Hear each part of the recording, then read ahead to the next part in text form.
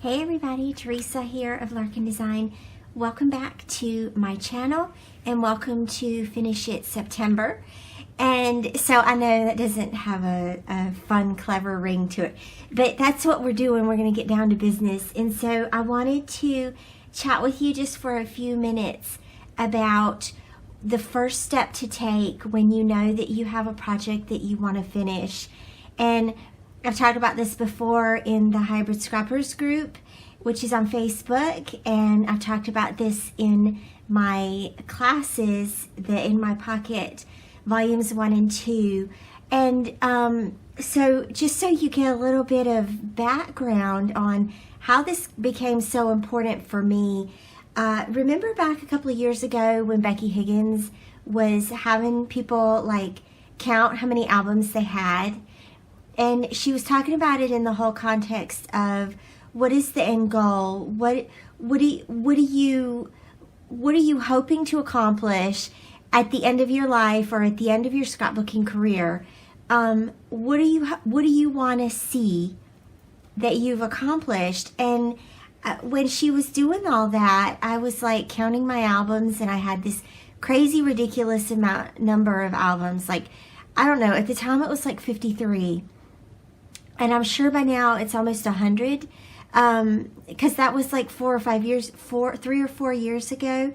And what I figured out was that I had 50 some albums, but I didn't really feel like many of them were complete. And so I went through a lot of them. Some of them I pitched, I just threw out altogether. If they weren't finished and I didn't love them, I knew I was never going to come back to them, and I just let that project go and haven't looked back. I haven't missed any of them. But a lot of them just needed 1 or 2 things in order to feel finished and move on. And so if you want to look at the kids' albums, there's a couple of videos that I have on my YouTube playlist that you can check out and see how I put closure on Nick and Natalie's albums. Some of them I just needed to say, here's the beginning layout and here's the ending layout, boom, full, done.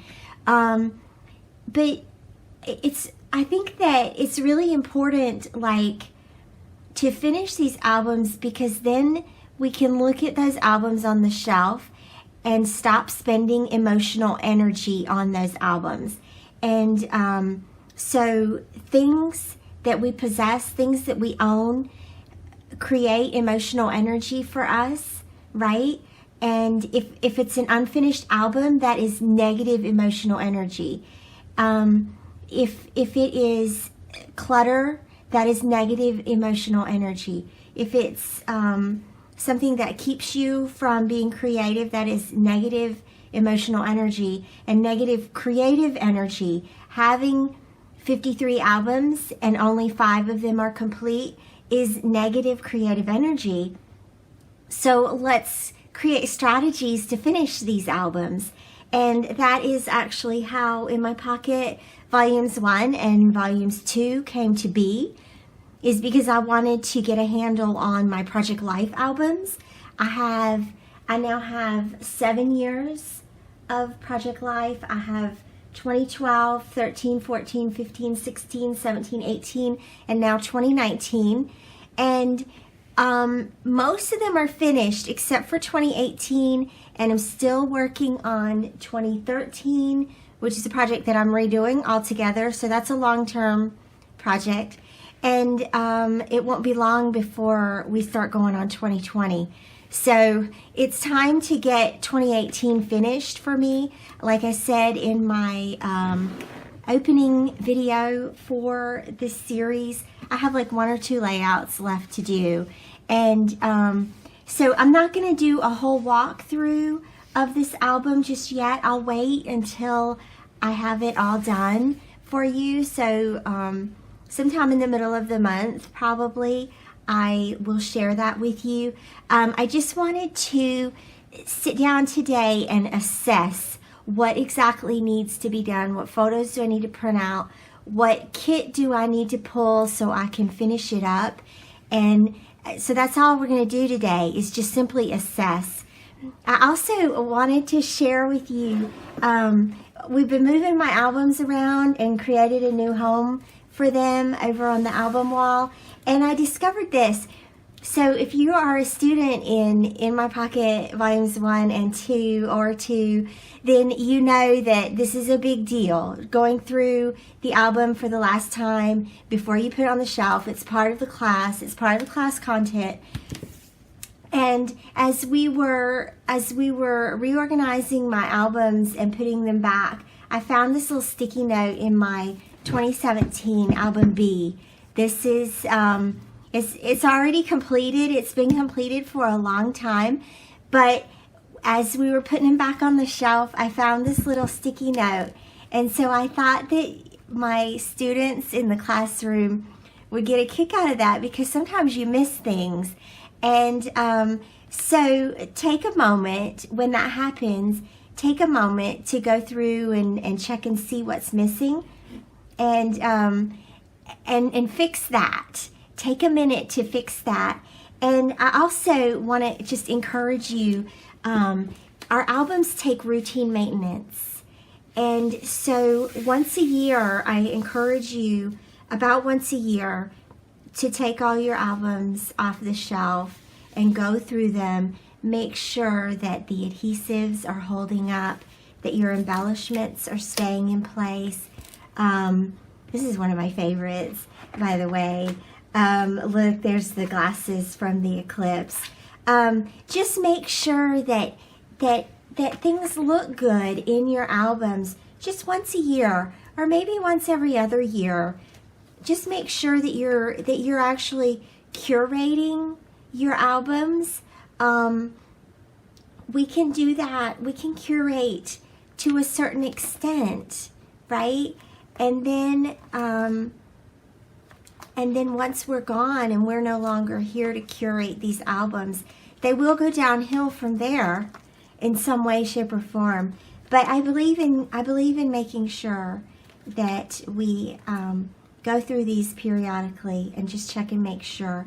So that's what that is. It's a journaling card that I wanted Addison to fill out when he turned 14. Well, sad to say, he's now 16. He just turned 16. And so that's kind of funny. But what I might do is just print out a photo and slide that in there. And you know, that moment has passed. The moment of him being 14 has passed now. I do have some notes about his birthday, and that's fine. That's enough that I journaled his birthday in this album, and that it is included in our memories for that year. So looking back over this, it would be nice to have this if I had him fill this out in a timely manner. And if you're going through in My Pocket, wherever this is in My Pocket series, I think this layout is probably included in one of those classes. But you can laugh now, or wherever this is in my process videos when I created this video. I'll have to find that video, and if it's part of the public content, I'll share the link below. But at any point, at any rate, be willing to just move on, right? Like, that's a moment that passed. Addison at 14 is a moment that passed. That's fine. Let it go. You know, I can put another picture in that slot. It's a 3x4. I can put another journaling card in that slot. This looks like it's one of the lily pad collections from the Memory Pockets Monthly. Who knows? Although that Me and You looks like Celine's Studio. That I know is Celine's Studio. But you could put anything in there, and you'll never know the difference, right? So anyway, that is it's just something that I wanted to to share with you I thought you might get a kick out of. And then, so let's look at 2018 here real quick. Like I said, I'll do a full flip through closer to the end of the month. But I think it's important just to sit down and assess what you have done. Look at these layouts in this album. This is a great content for one album. This is 2018. I think I was still doing mostly weekly until the end of the year, and it looks like around week 27 I started doing bi-weekly, as in 2 weeks per spread, and that creates a good rhythm, I think. In 2017 I had 2 albums. I have a 2017 album A, and this is 2017 album B, and 2 albums per year is a lot to me personally. I'll show you a picture of the albums right now as they stand, and so you can see how it adds up over the years. If you do 2 albums per year times 7 years, that's 14 albums, and that's, for me personally, that's not sustainable. If that's what you do and that works for you, I think that's great. I think that's fantastic. If you do 2 albums a year, if you do 3 albums a year, I have a little bit different focus, right? Because I'm also focusing on the kids' albums as well while I'm doing this. So it's important for me to make, and I think for anyone, to make this project manageable for yourself and figure out your own pace. So I had done, there's Halloween. I had done Halloween. There were 2 pages for Halloween, and so those are awesome and fun.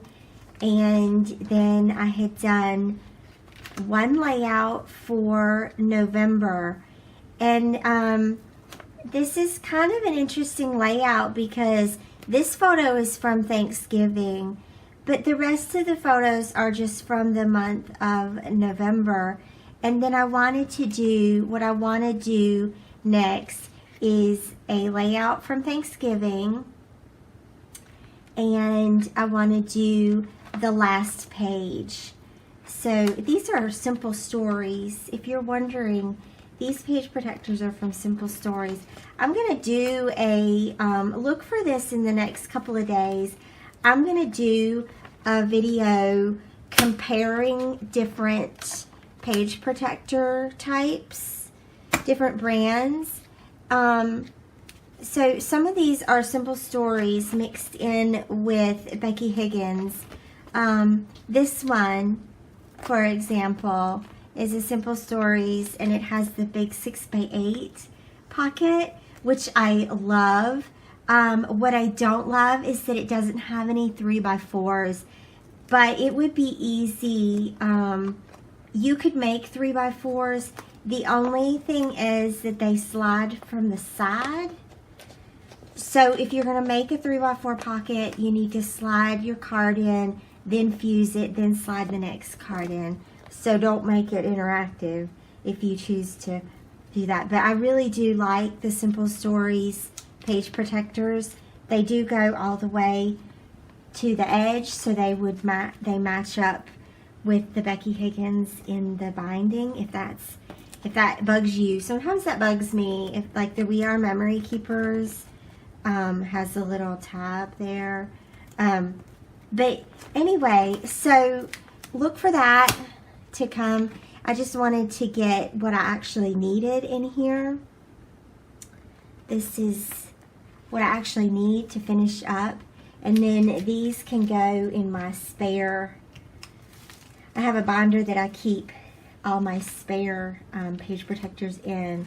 So, but I am going to leave those in there right now because I think what I'm going to do next is record that video sharing different page protectors and brands with you. So that's what I'm going to do. I'm gonna show you on my computer real quick how I'm gonna print out these photos, what photos I'm gonna pick for the last page. That's always a big deal. And then I will share with you next week the process videos for finishing those 2 pages up.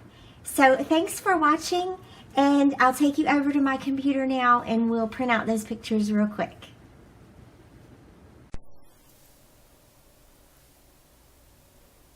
Okay, so I am in Photoshop and I have opened up template 1 for the print to pocket action number 1.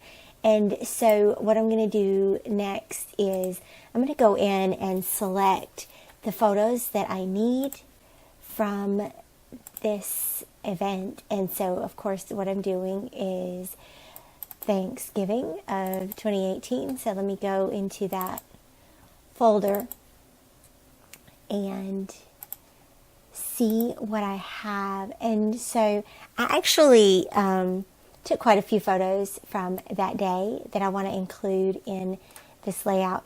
And so just a side note that I typically end my Project Life albums with Thanksgiving, and then of course do a December daily mini album. So I don't include December in my Project Life albums. And I feel like ending the album on a note of gratitude or thankfulness is actually really appropriate, and just reflecting on the year and reflecting on how good it's been and all the good memories that we've had for that year. So I'm going to just select some of the photos that I feel like I want to use. And I have some from the food prep. And then, of course, scrolling down here a little bit, I have some from the table. Just photos that tell this story. And I've talked before in the past about different ways of making the choices or making photo choices. And because sometimes that can feel overwhelming. But I think Thanksgiving is actually, that's a pretty straightforward holiday to photograph, and then picking the photographs for those layouts. And of course, I love doing an event-based pocket page, because then you have, 7 to 10 or 11 opportunities of photos to choose from. And so let me just count here. 1, 2, 3, 4, 5, 6, 7, 8. It looks like I've chosen about 8. So let's see. Let's open these up and see how that looks on the page.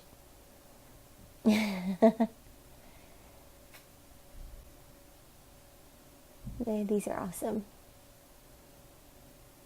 And so obviously, once these open up, I'm going to edit them a little bit. I'm using the brighten, sharpen, resize action, and which is included with the print to pocket action. So you have that automatically. And what that action does is, these are just 3 of the standard editing tools that I use for my photos.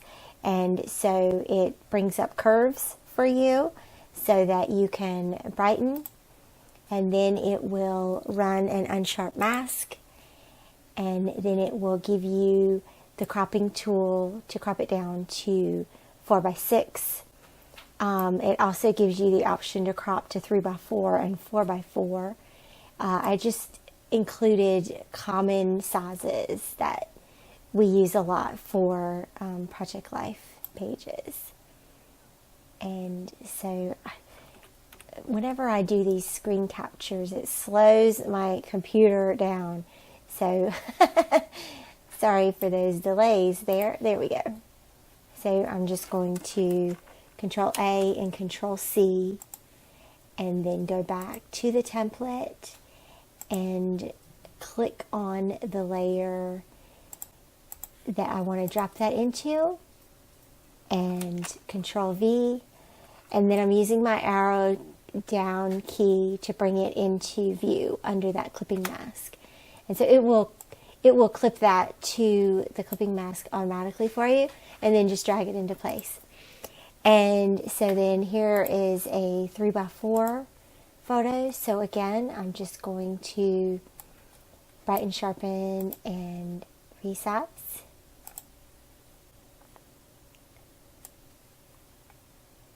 And of course, this is the workhorse of Thanksgiving dinner, right? The mixer.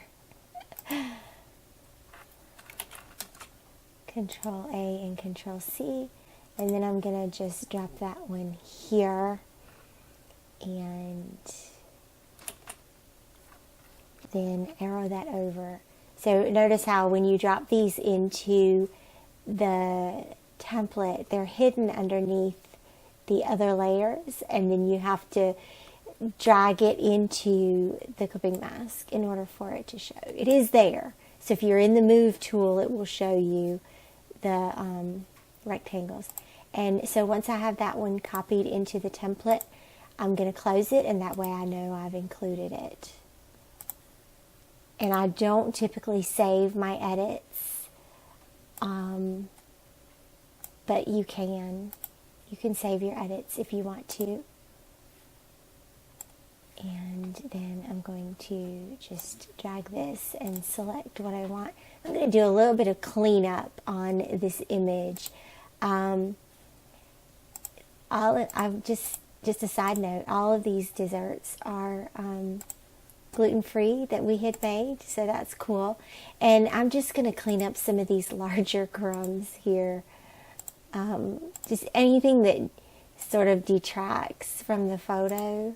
I'm not a food photographer, obviously, but you can clean it up a little bit and make it look cool. So I'm using the spot healing tool here, and just making those little blemishes go away, those little crumbs that don't belong there. Just make them go away. Okay. And then Control A, Control C, and let's drop this up here.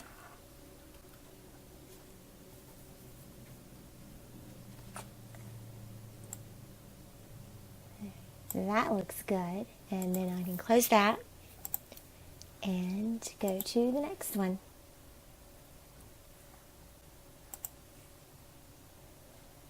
Alright, and so I'm going to brighten a little bit, sharpen it, and crop it down. And so this photo, you can see a little bit how the perspective is a bit off. This wall here is crooked. So I'm going to go ahead and finish these edits, and then I'm going to go into the lens correction, and I'm going to correct that just a little bit. And so it's just because the camera was tilted down a little bit.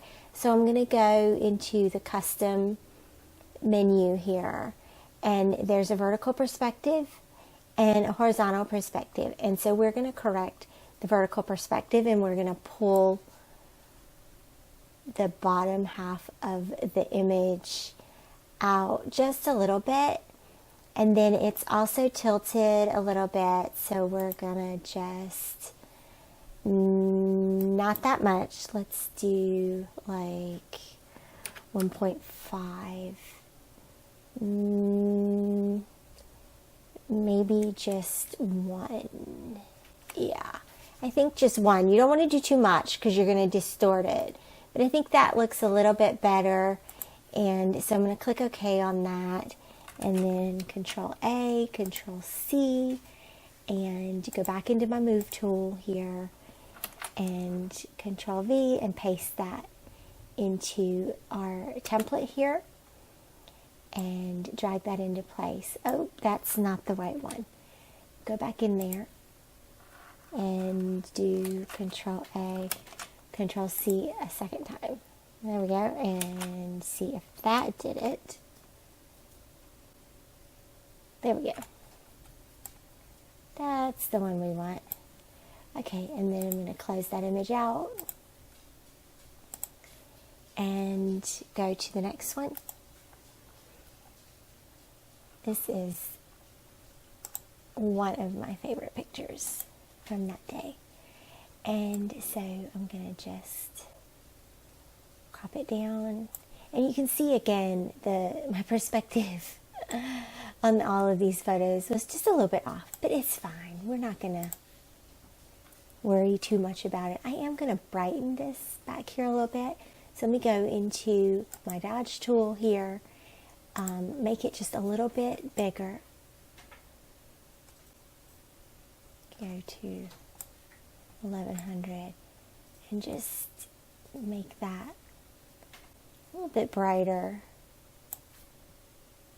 That happens sometimes. If you have lights on in one room and the lights are off in the other room, yeah, it's gonna look off balance a little bit. That's fine. All right, Control A and Control V, and dropping that back into the template. That is awesome. And I can close that out and edit this one really quick.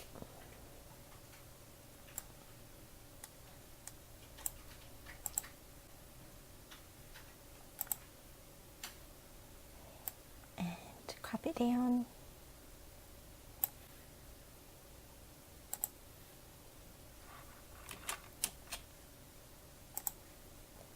And let's put that one here. And then I'm using my up and down, left and right arrows here to drag it into place.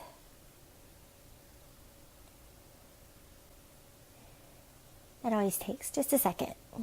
But I just bring it in so that it's in view and I can grab it with my mouse and then drag it the rest of the way.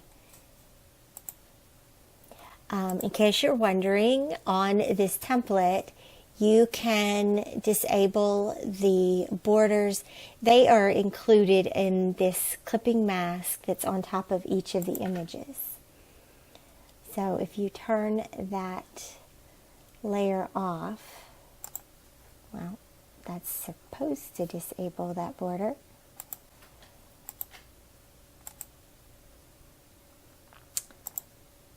If not, then go into your rectangle tool.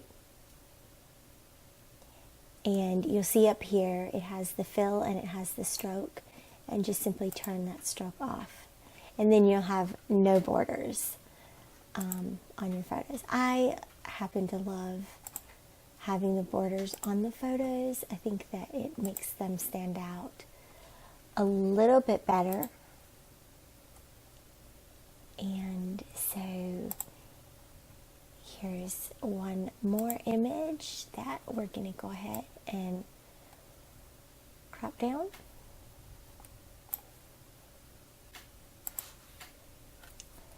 And then Control A, Control C, and we're going to drop that here. And so you can see that that pretty much fills up this layout as far as 4x6 images. I like to leave one 4x6 slot open for a title card and one 4x6 slot open for journaling. I have not decided yet what collection I'm going to use for this layout. I'll share that with you next week. Let's see. And did we get that one in there? Yeah, we got that one. So yeah, that's all that I'm going to use in this layout. So yeah, so once I have the photos placed, then I'm going to go into my action here and I'm going to run the left side. I have everything closed out except for the template itself. Let me save the template here in my Project Life folder. I always save the PSD just in case I want to go back and run it again. Sometimes that happens. And so I'm going to just let that save here for a second. And then I'm going to run the left side here of the action. And so what the action is going to do, it's going to take the images from the left side here on the template, and it's going to break them apart, create a new canvas for each image, and then it will prompt me to save them. So it lets you, if you press continue, it will ask you where you want to save them on your hard drive. And so you can tell it, and it will go through each one. If you don't want to save the images at this point, you can press stop, and then you can check your images and make sure that they look the way you need them to look. And then you can pick up. So I'm going to do that here. I'm going to click stop. And you'll see that in your actions menu, it has gone through all these steps for the actions. And so leave it there, and you can pick back up once you check your images. So I'm going to just look at everything, and usually something has shifted around. So let me unlink all the layers. And you can see that the photo is just a little bit off center here. So let me drag that back into where it needs to be. And then let me check the next one. That one looks good. Let's see.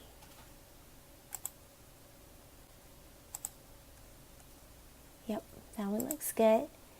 And that one looks good. Alright.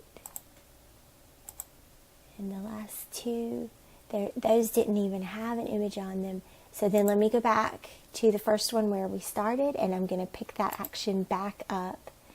And it's going to ask me, where do I want to save it? And so I'm going to create a new folder here. You can see the images from the previous layout. I'm going to create a new folder and let those drop into that folder. So I'm just pressing enter, and it's going ahead and running through each of those images and saving them for me. And so it is saving them as JPEGs in your folder. So if you discover any last minute changes you need to make, then go ahead and make them here and then resave them. All right, so I've got everything for the left hand side. I'm going to just close all of these images out. Or if you want to go ahead and print them, if you're printing at home, you can do that. And once I close them out, then I'm going to do the same thing with the right hand side. So let me shrink that action back down so we don't have to look at all of those steps. And then I'm going to run it again on the right hand side. So again, it's going to break the template apart into 4x6 canvases and drop each of the images onto 4x6 canvas. Easy peasy. And I'm going to press stop so that I can double check and make sure that all of the images are where I want them to be. Looks good. That looks good. There's nothing on that one. That one. All right, if you look at this You can tell that there's just a little bit of a gap here. With it being white, with it being a white border on a white background, it doesn't really matter. Sometimes it might show a different color there. And so if that happens, just unlink all of your layers. Unlink. Unlink. And then slide that over. I just use the arrow key, and then you'll have everything lined up. You might want to move your photo over a little bit. There we go, and that looks fine. And then the last one didn't have any images on it either. So then before you pick the action back up, go back to the first image so that it will go through the order in the way that it needs to go. And again, it's just going to ask you which folder. I'm going to put it in the same folder. And I'm just pressing enter to tell it okay.